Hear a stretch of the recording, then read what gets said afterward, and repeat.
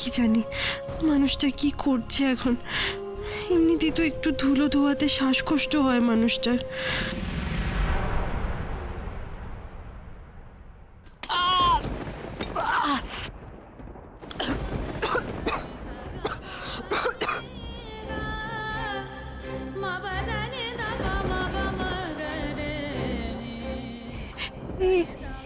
কি আমি সব খেলাম কেন? কিসের সংকেত? কুমড়া মুখের আবার কোনো বিপদ হলো না তো? যারা যারা যারা প্লিজ এভাবে আমাদের ছেড়ে যেও না, প্লিজ লিসেন টু মি। যারা যারা দেখো আন্টি, তুমি প্লিজ আমাকে আর আটকেও না। যদি সত্যি সত্যি তুমি চাও যে আমি ভালো থাকি, আমি আমি খুশিতে থাকি, তাহলে আমাকে আর আটকেও না, আমাকে যেতে দাও। আসছি। যারা এ বাবা, তুমি সব লাগেজ টাগেজ নিয়ে কোথায় যাচ্ছ?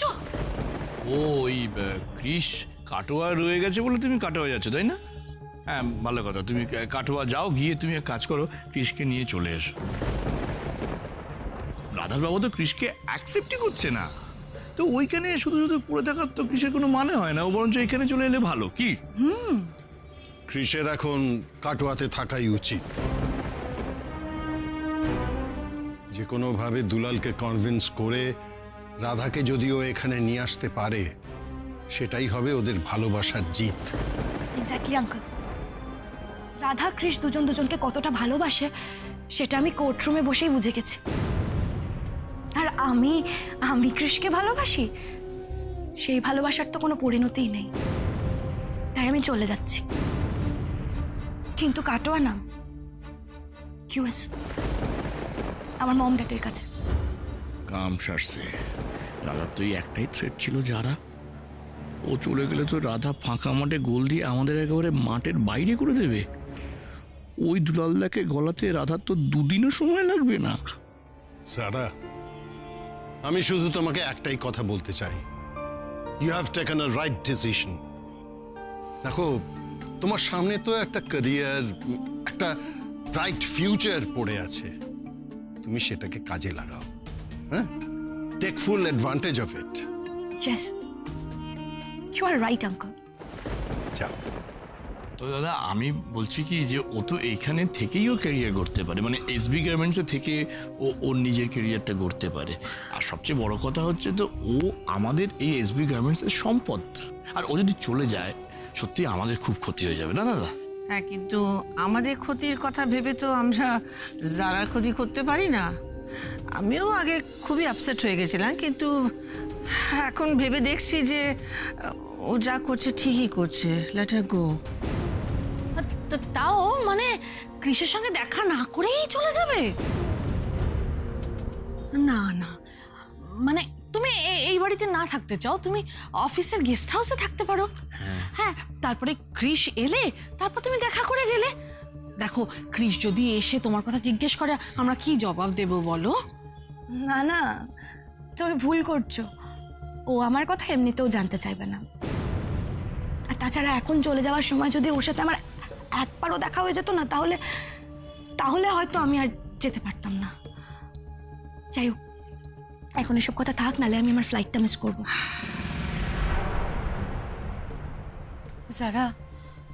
যারা আমরা জীবনে যা চাই ভগবান সবকিছু আমাদের দেন না, কিন্তু তার থেকেও বেশি কিছু ভগবান আমাদের জন্য ধার্য করে রাখেন। তুমি দেখো, তোমার জীবনে ওই কথাই বলে না, স্বপ্নের মতন রাজপুত্র পাবে তুমি। তুমি খুব ভালো থাকবে যারা। আর আমাদের সবার শুভেচ্ছা তোমার সাথে রইল। শিউলি আন্টি, থ্যাঙ্কস আ লট। আমি জানি আমি তোমাদের সবাইকে খুব জ্বালিয়েছি না, আমি খুব আই এম সো সরি গো। আমাকে ক্ষমা করে দিও পারলে তোমরা।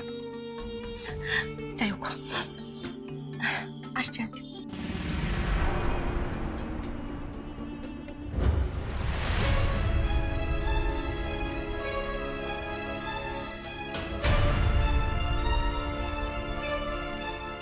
কেসটা কি হলো? এখন যখন দুলালদা রাধাকে আর কলকাতা পাঠাতে চাইছে না, মানে মাঠ ফাঁকা, যারা গোল করলেও করতে পারে, ঠিক তখনই ঠিক তখনই যারা সব ছেড়ে ছুড়ে আমেরিকা চলে গেল। হুঁ? আর দিদিভাইও আটকালো না। ডাল মে কুছ কালা হ্যায়।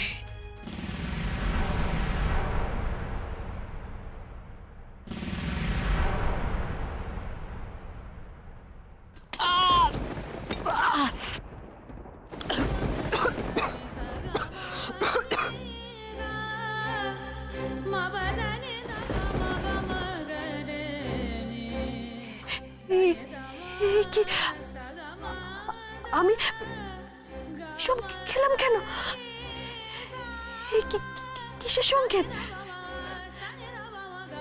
কুমড়া মুখর আবার কোনো বিপদ হলো না তো?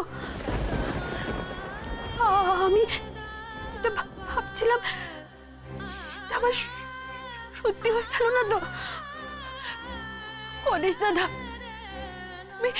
তুমি দেখো গণেশ দাদা, এখন তুমি আবার একমাত্র আশা, একমাত্র ভরসা গণেশ দাদা। কি ব্যাপার? আরে শুরু না করতে করতেই বসে বললেন যে? ও মাটি না কুপিয়ে পায়ে কুপিয়ে দিয়েছেন? এই জন্যই বলি এই সুখী শরীরে এসব কাজ হবে না। মাঝখান থেকে আমার একদিনের মজুরিটাই জলে যাবে। না না দাদা, আপনি ভাববেন না, আমি 100 ঝুড়ি মাটি কেটে তারপরই মজুরি নেব। ঠিক আছে, করুন করুন। এভাবে যন্ত্রণা হচ্ছে বলে কাজ ফেলে বসে থাকলে চলবে না কৃষ, চলবে না। এই যন্ত্রণাটুকু সহ্য না করতে পারলে সারা জীবনের থেকে অনেক বেশি যন্ত্রণা নিয়ে কাটাতে হবে। গেট আপ কৃষ, গেট আপ, গেট আপ।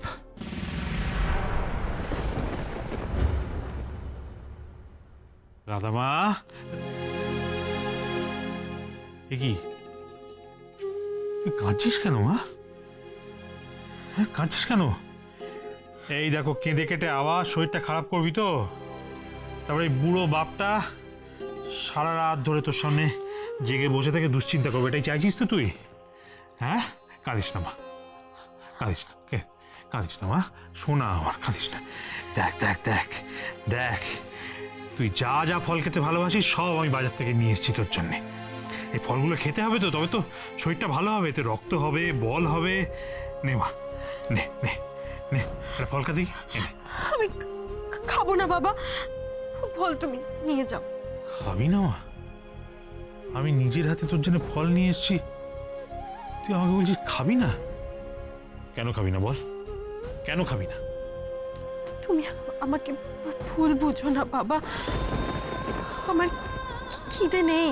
কি বলছিস কি রাধামা? তুই সকাল থেকে কি পোলাও কালিয়া খেয়েছিস যে তোর খিদে নেই? সকাল থেকে তো কিচ্ছু খাসনি, খিদের চোটে মুখটা একেবারে শুকিয়ে গেছে, চোখ দুটো কোটরে ঢুকে গেছে, আর তুই বলছিস খিদে নেই? বুঝতে পেরেছি, বুঝতে পেরেছি রাধামা, তুই ভাবছিস যে আমি কৃষ বাবাকে শাস্তি দিচ্ছি, তাই তো? তাই খিদে নেই বলে তুই আমাকে শাস্তি দিতে চাইছিস? এইসব তুমি কি বলছো বাবা? আমি শাস্তি দেবো তোমাকে? এতদিনে তোমার মেয়েকে তুমি এই চিনলে বাবা? আমি তোমাকে কোনোদিনও শাস্তি দিতে পারি বলো? তাহলে কেন খাবি না বল? তুই আমায় কেন খাবি না? আমি নিজে হাতে তোর জন্য খাবার নিয়ে এসেছি, তুই সেটা ফিরিয়ে দিচ্ছিস, সেটা আমাকে শাস্তি দেওয়া নয় মা, তুই বল। আসলে আমার শরীরটা ভালো নেই তো, তাই। সেই জন্যেই তো শরীরটা ভালো নেই বলেই তো এগুলো খেতে হবে মারে। খাবার না পেটে বললে তুই ওষুধ খাবি কি করে, সুস্থ হবি কি করে বলতো? নেবা খেয়ে নেবা, খেয়ে খা। আমি খেতে পারবো না বাবা, কুমড়া মুখোশ সকাল থেকে কিচ্ছু খাইনি, খালি পেটে এই দুপুরবেলা রোদ্দুরে না জানি কোথায় কোথায় ঘুরে বেড়াচ্ছে টাকা রোজগারের জন্য। আর আমি তার স্ত্রী হয়ে বাড়িতে বসে পাখার তলায় ফল খাবো?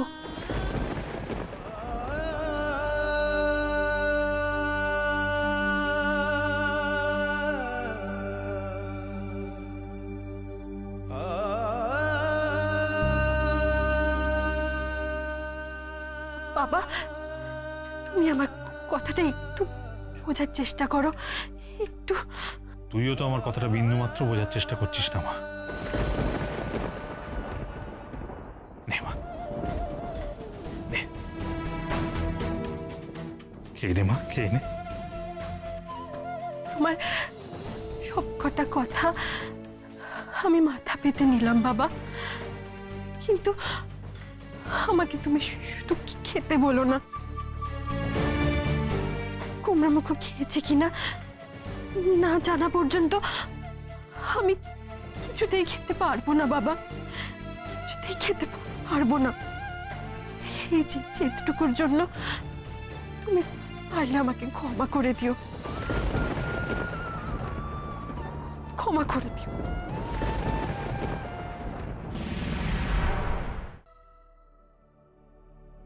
সারাদিন কাজ করে মাত্র 120 টাকা, এ দিয়ে কি হবে আমার?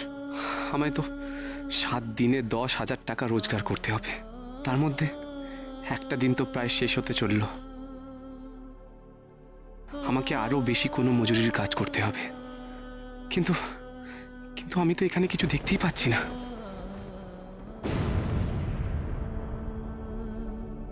ওই তো ওখানে গিয়ে দেখি। জুতো শুকতলা হয়ে গেছে, কোনো কাজ হচ্ছে না।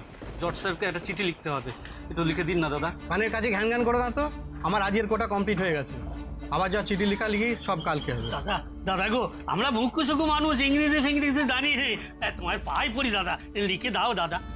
দাদা দাদা গো, দাদা দাদা দাদা দাদা, আপনাদের ইংরেজিতে চিঠি লেখানো দরকার তো, আমি লিখে দেব। আপনারা আমাকেও পার চিঠি 15 টাকা করে দেবেন। আপনি শ্যামলদার মতন ভালো ইংরেজি লিখতে পারবেন? চেষ্টা করে দেখি না কি হয়। আপনাকে চিনি না, জানি না, আপনার চিঠি কাজে লাগবে কিনা জানি না, আপনাকে 10 টাকা করে দেবো। আচ্ছা ঠিক আছে, আপনারা তাই দেবেন। বলুন কি লিখতে হবে। চলুন, এই চলুন। হ্যাঁ লিখুন। মাননীয় জজ সাহেব, আমার বিনীত অনুরোধ এই যে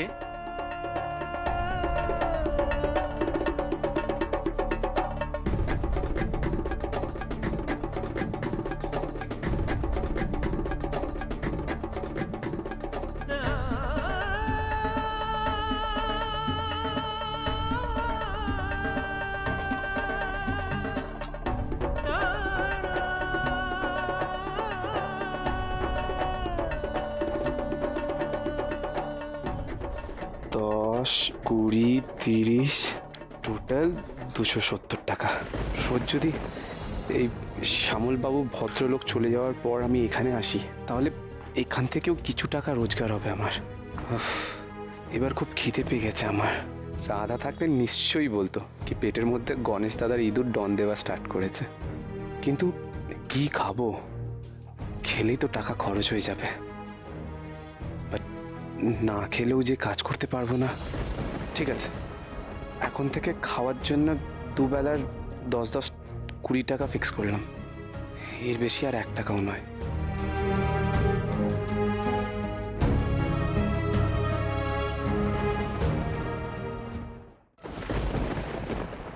আরে আরে আরে, আরে ভর দুপুরে হুড়মুড়িয়ে চললে কোথায় তুমি? একটা জরুরি কাজ আছে তাই যাচ্ছি। বাবা, কি এমন জরুরি কাজ গো? এই তো সকালবেলা জরুরি কাজ বলে বেরোলে, এক গাদা টাকা খরচা করে 1 গাড়ি ফল কিনে নিয়ে এলে মেয়ের জন্য। মেয়ে তো এক কণাও দাঁতে কাটলো না। কেন যে তুমি বুঝতে পারো না তোমার মেয়ে এখন বদলে গেছে, বাপ সোহাগী থেকে স্বামী সোহাগী হয়ে গেছে। স্বামী না খেলে তাকে তুমি কিচ্ছু মুখে তোলাতে পারবে না। সে যাতে মুখে তোলে তার ব্যবস্থা করতে যাচ্ছি।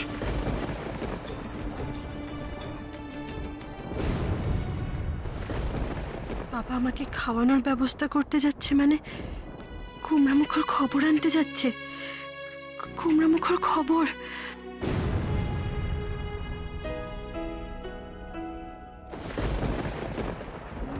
नैना जो सांझ ख्वाब देखते थे नैना, बिछड़ के आज रो दिए हैं यूं। नैना जो मिलके रात जागते थे नैना, सहर में पल के मीचते हैं यूं। जुदा हुए कदम जिन्होंने ली थी ये कसम मिलके चलेंगे हरदम अब बांटते हैं ये गम भीगे नैना जो खिड़कियों से झांकते थे नैना घुटन में बंद हो गए हैं কৃষ তুমি খাচ্ছ না কেন? তোমার ফেভারিট ব্রেকফাস্ট আছে, like oats, dahlia, fresh fruits, খাচ্ছ না কেন? মম, আমার এসব খেতে ইচ্ছে করছে না। কেন, শরীরটা খারাপ? তাহলে আজকে আর অফিস যেও না। নো ড্যাড, শরীর খারাপ নয়, অ্যাকচুয়ালি আমার এসব খেতে আজ ইচ্ছে করছে না। তোমার কি সব খেতে ইচ্ছে করছে বলো না। বলো না কি খাবে, আমি এক্ষুনি বানিয়ে দেবো। কৃষ, তুমি না বললে কিন্তু কেউ ব্রেকফাস্ট করতে পারবে না। বলো না কি খাবে। আচ্ছা, আমার হালকা বাটার টোস্ট করা বয়েলড ভেজিটেবল খেতে ইচ্ছে করছে। উফ, বাবারে বাবা, দেখেছো ছেলের অবস্থা? এইটুকু একটা চাহিদা, আর এটা বলতে তুমি এত হেজিটেট ফিল করছো? তুমি আমাকে 10টা মিনিট টাইম দাও, আমি এক্ষুনি বানিয়ে আনছি। सांस हैरान है मन परेशान है हो रही सी क्यों रुआ सा ये मेरी जान है क्यों निराशा से है आस हारी हुई क्यों सवालों का उठा सा दिल में तू কুমড়া মুখ,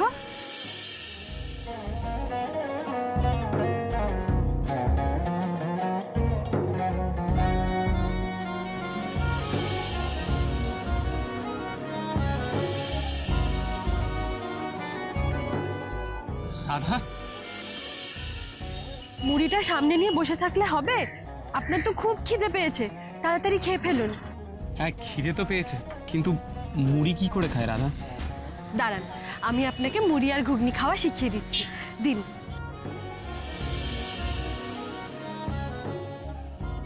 আমার না ঘুগনি মুড়ি খেতে খুব ভালো লাগে। এই দেখুন, খুব সোজা। প্রথমে ঘুগনিটাকে ভাতের মতো মুড়ি দিয়ে মাখবেন, তারপরে ভাতের মতনই গড়াশ তুলে খাবেন। नैना कभी जो धूप सेकते थे नैना ठहर के छाँव ढूंढते हैं यूं जुदा हुए कदम जिन्होंने ली थी ये कसम मिलके चलेंगे हरदम अब बांटते हैं ये गम भीगे नैना जो सांझ ख्वाब देखते थे नैना बिछड़ के आज रो दिए हैं রাধা, লঙ্কা, জল, রাধা জল দাও, জল দাও রাধা, রাধা, রাধা, রাধা, রাধা তো এক্ষুনি এখানেই ছিল, আমার নিজের হাতে খাইয়ে দিচ্ছিল, কোথায় গেল?